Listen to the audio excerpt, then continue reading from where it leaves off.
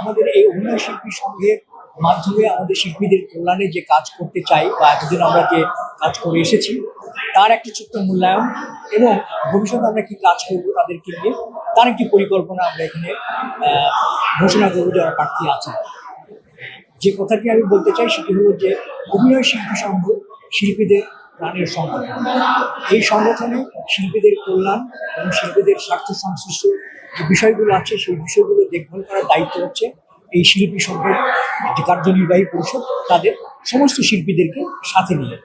আমরা 1994 সালে যখন বেসরকারি খাতে অনুষ্ঠান নির্মাণ শুরু হলো তখন কিন্তু আমরা অনুভব করেছিলাম যে এই পেশাদারিত্বের জায়গাটায় পেশাদার শিল্পী হিসেবে যখন আমরা কাজ করা শুরু করি পেশাদার শিল্পী হিসেবে আমাদের এই জায়গাটিকে একটা নিয়ম শৃঙ্খলা এবং দায়িত্বের জায়গায় আমরা নিয়ে যেতে চাই।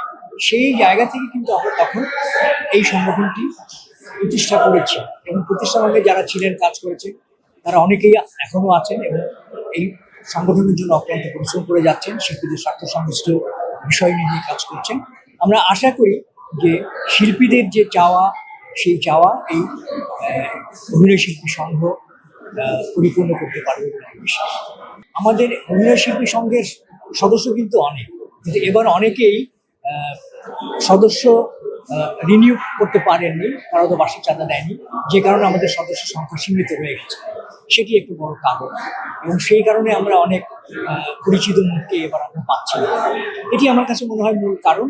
আর যারা আছে আমি মনে করি যে যারা প্রার্থী হিসেবে এখানে প্রতিদ্বন্দ্বিতা করছেন প্রত্যেকেই যার যার জায়গায় যোগ্য প্রার্থী বলে আমি বিশ্বাস করি এবং প্রত্যেকেরই শিল্পীদের প্রতি একটা দায়বদ্ধতা আছে, কমিটমেন্টের জায়গা আছে।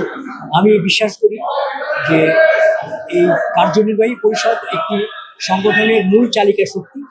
এই চালিকা শক্তিকে যদি আমরা নিরপেক্ষ রাখতে পারি তাহলে শিল্পীদের কল্যাণে সবাই কাজ করতে পারবে। নির্বাচনে জয় পরাজয় থাকবে, প্রার্থীদের কাছে আমার প্রত্যাশা তারা যদি আমাকে যোগ্য মনে করেন তাহলে নির্বাচিত করবেন, আর যদি যোগ্য মনে না করেন তাহলে সেই রায় আমি মেনে নেব এবং এই সংগঠনের কল্যাণে যা করবার দরকার এই কমিটির সাথে সহযোগিতাপূর্ণ কাজ করে আমি সংগঠনের জন্য কাজ করব। দেশ জুড়ে তোলপাড় ওয়ালটন ফ্রিজ কিনে হতে পারেন মিলেনিয়ার। এছাড়াও রয়েছে লক্ষ লক্ষ টাকার ক্যাশ ভাউচার সহ কোটি টাকার নিশ্চিত উপহার।